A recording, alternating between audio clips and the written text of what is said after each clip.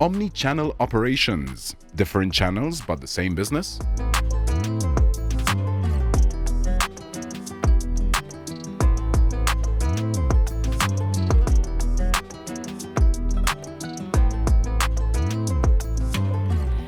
So thank you for staying on, and can I ask as well the rest of my panel to come join me here on stage. My name is Eva Bakun, and I work for ICE Barcelona. I want to thank Sigma, but also Euromat, of course, for inviting me to moderate this session. It's a great honor to be here with you today. I hope you've been enjoying your time at the show and in Rome. Which is one of my favorite cities. So I've been working in the industry for quite a few years now, and often kind of looking at different trends in the sector. Indeed, the omnichannel, the topic of omnichannel, the trend of omnichannel isn't new to me and isn't new to you and isn't new to our speakers. And we've been talking about this promise of omnichannel for quite a few years now, and it still continues to be a promise not yet fully delivered. And so therefore today we'd like to explore what are the benefits of it, and perhaps also what are the obstacles. And we have a fairly diverse panel when it comes to the operating models, because we have Philip here with us who represents an association, therefore kind of an overview of an industry in Croatia. We have Francesco, also representative of an association, Sapari, here in Italy, but as well of a software supplier. We have Giuseppe here from Chiron Interactive, as well, representing a supplier to the industry. And then we have Andrei, who's an operator in Romania, and therefore can really give us the perspective of the operator who's actually been doing and delivering omnichannel to the customer. So I'm going to start with kind of quick introductions. I've introduced kind of the background, but I'd like to ask each of my panelists here about their omnichannel experience today. Whether they've seen an uplift, whether this is something that they want to continue working with and working for to develop more, and also what jurisdictions you're working on. And Philip, let's start with you. I think it's obvious the jurisdiction you're representing. Thank you very much, Eva. I'm Filip Jelavic, coming from Croatia, representing Croatian Gaming Association, the biggest and the oldest association in Croatia, representing more than 25 members right now. Also the proud member of ExCom of Euromat. We've been in Croatia living the omnichannel since 2009 when we introduced the online. And I would like to add regarding the omnichannel that we are one of the rare European countries that are mandatory to have both the land-based operation to have the online business. A very interesting model that we will delve into a little bit later. Francesco. Thanks for having me. And I am a CEO of Bull Gaming. Bull Gaming is an important society of Italian gaming company because we develop our software for Italian and Spanish market. We are present in all the world because we develop also the online game. And I am today here as Vice President of SAPAR. SAPAR is the most important association in our country. We have over 700 companies associated by us. And I'm very glad for me to be here with you, because it's an important day for our company, for our industries in Italy. Giuseppe. Hello to everyone. I'm working with Chiron Interactive. Chiron Interactive is a virtual games, virtual sport providers. And also in the latest years, we are working also, we are developing casino games, scratch games, and more. So we are working with all the top jurisdictions worldwide. And you do this across all of the channels available? Yeah, exactly. Yeah. And Andrei? Hello, everybody. I'm working in the casino business for more than 30 years, all category of games, from live game tables, slot machine, poker, sports betting, and now online. And at Game World, I'm in charge with the marketing, and we are aiming to build an omni-channel system for this Game World brand.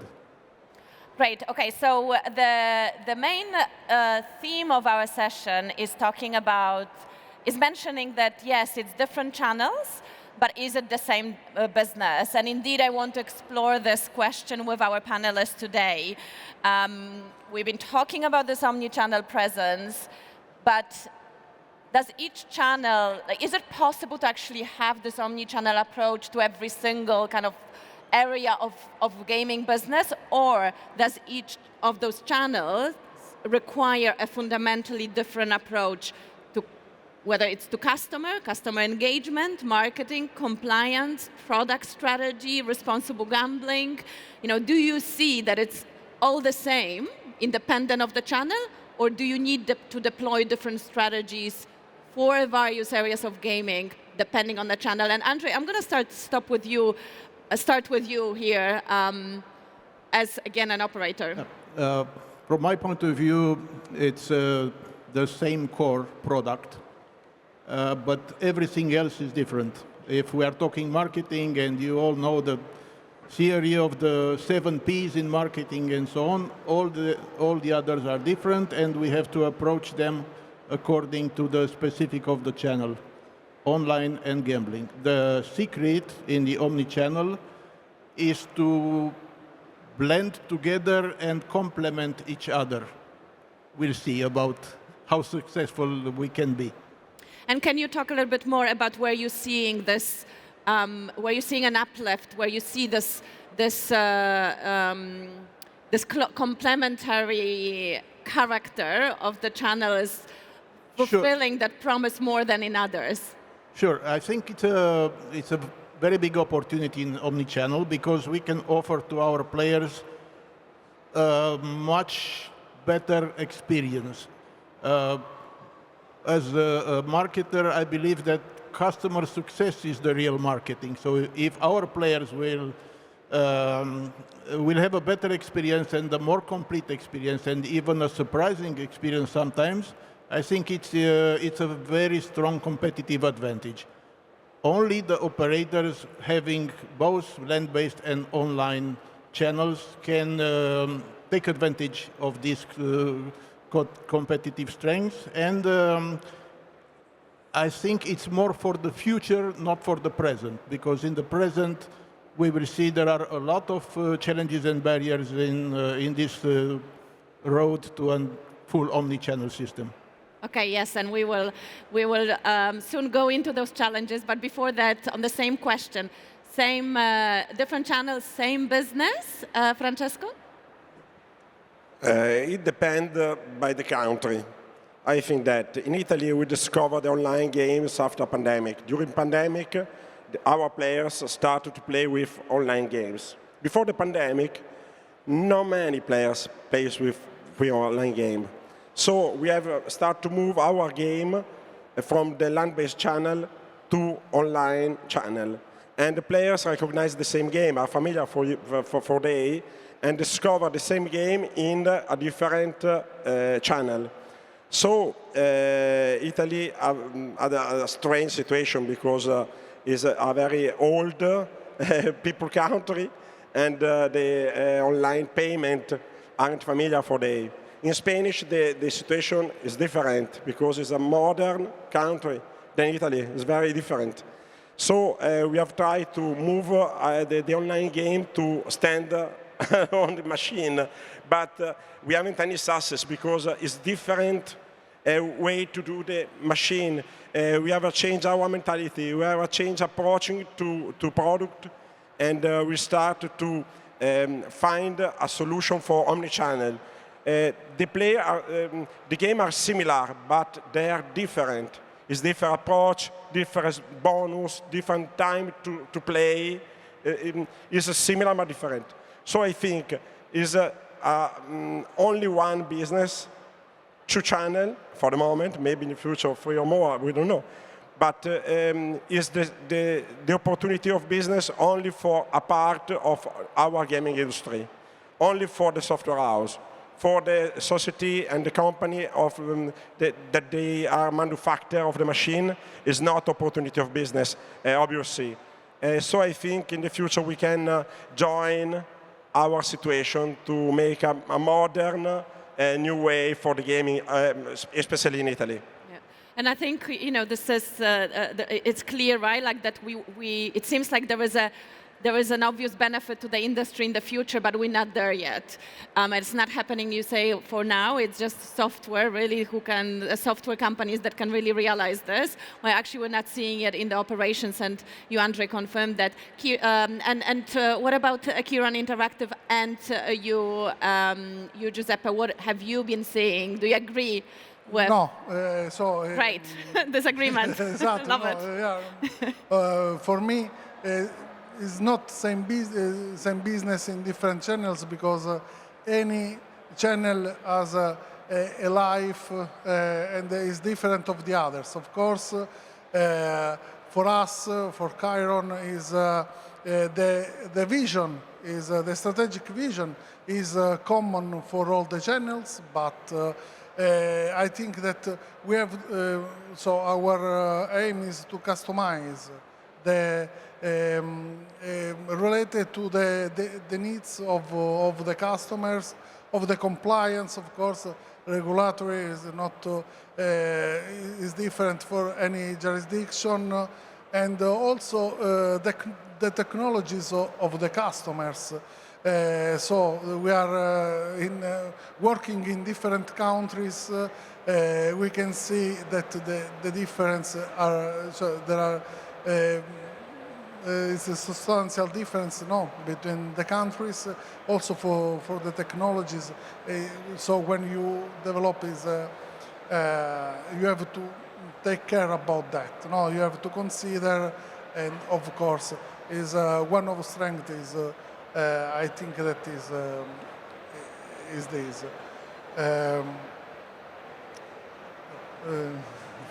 So so I think that for me is not the same. We can say it the same business, but totally different. Depend of the channel. And also I forgot to say, in the same country, so in Italy, for example, the same business is different between retail and online. For me, is totally different. So we can say that are different products. And in terms of virtual, there are now, so starting from next week, we have a different compliance, we have different certification for retail and online. So is Okay, and you mentioned compliance, and that kind of leads us to the next question, which is, okay, let's look a little bit more at the challenges. Again, like this is the promise, we want to go towards omnichannel, we're not there yet. Why aren't we there yet? And I imagine part of that reason is in regulations. So let's look at the kind of the drivers and the obstacles, regulatory obstacles, but perhaps other obstacles as well to omnichannel. Philip, what have you been seeing? What's stopping the realization of this omnichannel dream from a regulatory perspective? Unfortunately, in Croatia, we've been seeing mostly the obstacles you mentioned. And I heard a funny thing, I think a week ago at an industry podcast, one of the most famous industry podcasts.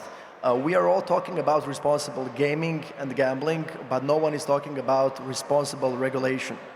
So I think there is a part of the deal on the regulator to act responsibly towards the industry actors or the operators and the promoters and the media and so on.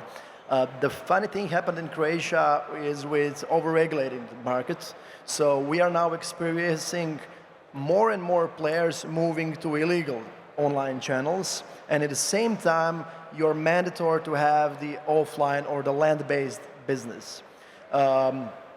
They invented or they introduced the geographical restrictions. So you have to remove yourself from the kindergartens, schools, and all the other venues, for example, churches, which makes no sense to me in a secular society. And now we are experiencing that we have empty venues because you have to open the casino or the betting shop, which no one is visiting because it's in the middle of nowhere. And the players are not stop playing, they just play on a different channel, both legal and both illegal. So are you saying that the regulation are kind of because they make land-based gaming not viable anymore because of the distance regulations, for example, so therefore most players migrate to online, yeah? Whether Yes. it's legal or illegal. Yes, and they made it invisible, so your venues cannot be visible anymore in Croatia, and you have to distance yourself, and you cannot promote yourself anymore. And on online, you can. So they affected the supply and not the demand of the players. Yeah. The players will continue to play, but on a different channel, and unfortunately, illegal ones. While you as an operator still need to have this offline presence to be able to operate online. So it's kind of a losing business that you have to maintain only to be able to do online. Yeah, we call them museums right now because they are pretty empty, and there's no people, just the staff waiting for no one to come. How interesting, yeah. Andrei, I know your situation in Romania is different, but we talked about regulations also being an obstacle in the journey towards omnichannel.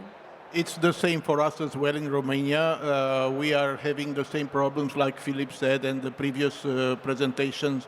We saw the data about the black market and the trends. We are struggling and also with the taxation and all these things. But I would like to bring also let's say, a more optimistic approach, because in Romania recently we have a change in the National Gambling Office, in the leadership, and we have seen a new attitude. I will mention the new self-exclusion system, that it's now much more better and it's unified. I mean, if somebody self-excludes from land-based, it's also self-exclude from online and vice versa and so on. And I would also mention that recently there have been some actions to tackle the black market, the black operators, especially land-based, but I think also online.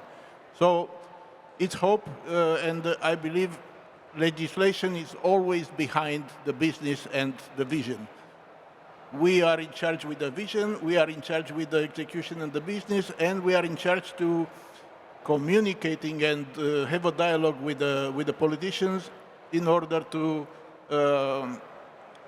come with the legislation to the modern era. Yeah, and did you say it's mainly data regulation that prevents you from truly joining up the channels? Yes, in terms of omnichannel, I will mention, for example, the licensing system and the GDPR. There are two things that are against omnichannel, because omnichannel basically is unique profile for each player. Doesn't matter, I mean, merging online and land-based.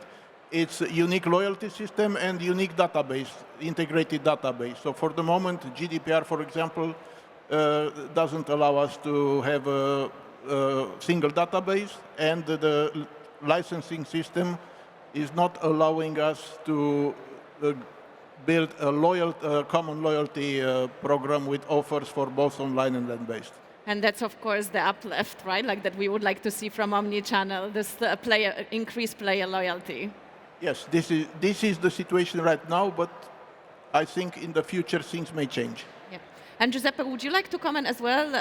Yeah, about that, I'm happy that today there are, and also so in this event there are a lot of politicians, because I think so. Italian authorities pushing for omnichannel solution, but I think that we have to discuss also about the responsible game, no?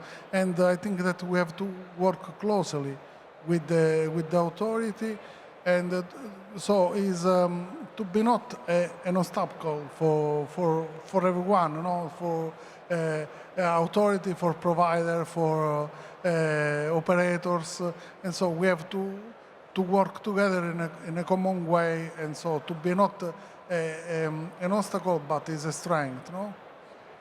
Right, so we're slowly moving into the future, into discussing the future, but we touched on data, you know, we think future data, and I'm immediately thinking AI, which I'm sure is a, you know, prevailing or dominant topic in a lot of discussions that you might have heard. I've definitely, from my perspective, just working on ICE and, you know, trying to understand what are the trends that people want to hear more about. AI is just everywhere. So I want to ask you then, and Giuseppe, I'm going to start with you. What is the impact, or what could be the impact of AI capabilities on Omnichannel, whether it's personalization, responsible gaming, operational efficiency? You know, does AI offer something to bring us closer to this omni-channel dream coming true? AI is not a future, is the present. The problem is that, in my opinion, the people, the companies are not understanding well what is the opportunity to work with the AI. If you talking in these days with the people, they said, oh, AI will substitute human resources with the, no? But it's not true, because we have to understand that AI is something that can help us to do something that the people, the human resources at the moment don't want to do, and something that to extend, to improve all the technologies, so for new features and of course new opportunities. At the moment, I think that we're using not more than the 5 or 10% of the powerful of the AI. My aim is that in the coming futures, but it's not in years, but I'm talking about days, months, people can understand the opportunity that AI. And Andre, is it 5% or a little bit more at your operation, at your business? Yes, in my opinion, AI is a real game changer, maybe like internet was 20 years ago. AI is here right now, and we can see also in this show a lot. Regarding casinos and omnichannel, there are strong advantages. I would say, for example, personalization of the experience. So imagine that we are using the same online casinos, the same app, but the homepage is different for each of us, because using AI, we can tailor the experience and present what is important for me. And maybe Philip has other preferences, and the same app, the same brand will show him completely different information. And this, like I said, customer success is the real marketing. So if I'm happy as a player, the company and the brand is doing well. And Philip, are you using AI already? Are you implementing it in your operations or your members? My colleagues covered it nicely from the perspective of the operators. We are in association using the AI as a tool that we developed within the organization in a dialogue with the regulator that act as a common creation player. So we can crawl and scrape the data from the internet and say where are players going and which ways they are using. Now we can really measure how many of the legal operators are trying to reach out to the creation players, and we have a staggering data right now of only 12 legal operators and more than 300 illegal operators actively trying to reach out creation players. Wow. And that is the end of the regulation and overlaying the market from the point of the regulator. So not so much yet perhaps in omnichannel, but really for spotting illegal gambling patterns. That's how you use it. Yeah, very interesting. And obviously we just heard as well the mention of illegal gambling. Clearly it is also a big topic and has been in the industry and at this conference as well. Okay, so truly moving into the future of not just necessarily AI only, but if you place yourself in 5 or 10 years from now, do you see land-based operations still playing a critical role or playing a role in gaming and in your customers' lives?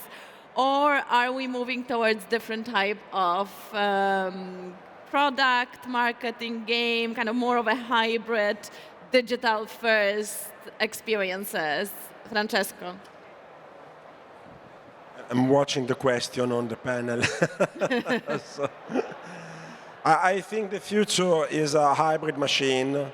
So I think the future is with a new terminal, and with new terminal, the players can find some services. So recharge a phone, or play online, or play in the specific land base in that terminal.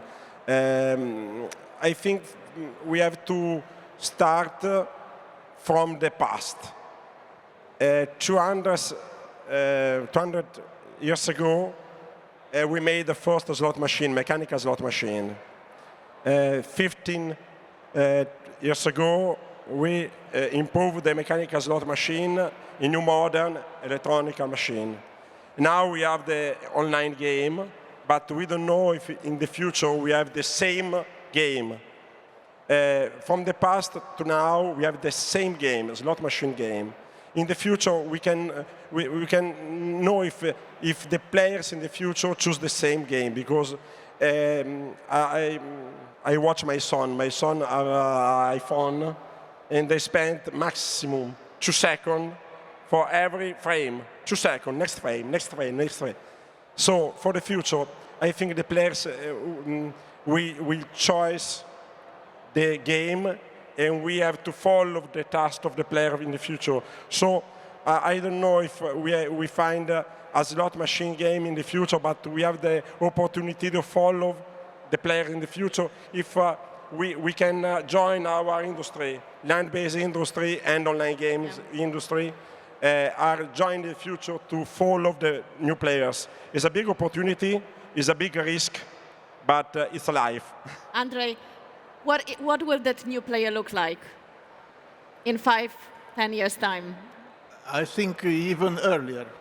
I believe land-based will be enhanced by digital and will offer a hybrid experience.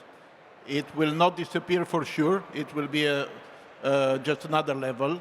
If we are using a comparison, of course, we all know fast food and delivery fast food, but we also know fine dining. So it's almost similar. What I would like to say is that the secret is in stopping these two channels to compete and in organizing the things in order to complement themselves. So I would say that I love very much the music of Beatles, yeah? And I suggest to have a John Lennon-Paul McCartney moment. So imagine, that's John Lennon, a day in a life, that's Paul McCartney, of a modern omnichannel player. A modern omnichannel player, he's maybe 28. He's going to work in the morning and he's playing on the phone some slots, some sports betting in the metro underground. In the lunchtime, maybe he gets some notification or an email with an invitation to a party in the casino, the land-based, the local casino. Same app, it's communicating with him. According to his status, because the app knows both of his activities, he may invite 1 or 2 friends. They will enjoy complimentary drinks. They are in the party enjoying the shows and the live music and all the attraction, the food, the drinks, and the notification comes that there is a big jackpot in the casino. and he can win the jackpot because it's approaching the maximum limit by playing the same slot machine he was playing online in the morning. So she's going to play. A slot attendant, very friendly, greets him by name because they are trained and they know the name, they know the status. Ask him for a drink. When serving the drink, the slot attendant is inviting him to watch the football game next day on the large screen like this one in the casino. And he benefits of a free bet offer, live or pre-match, doesn't matter. And in the end, sometimes Sunday, he receives an email detailed with all his activities, online, land-based, how much he played, what news are coming in the next morning, and the offers. And responsible gambling as well. If he was playing a little bit higher than the average bet, he has a flag. So that's the future. Thank you so much for the competing. Okay. Really briefly, how is it possible to stop the competition between the channels? Do you want to take it, Francesco? But you have 2 seconds. I think the first question is very, very interesting because I think the face recognition is an opportunity to stop the player if they choose to stop himself, and also for security, for stop the gaming at the players below the 18 in Italy. I think in all world, 18 is the the limit. I think it's opportunity. With IA is opportunity. And as we were preparing, we were also talking, Android, you were talking about kind of the internal challenges, right, of competition. But that is for the next panel. I'm sure we'll be talking about, we will continue talking about Omnichannel and how to get to that promise. Thank you so much to all of you for your participation. Thank you to the audience for being part of it. And thank you to the organizers for the invitation. Thank you.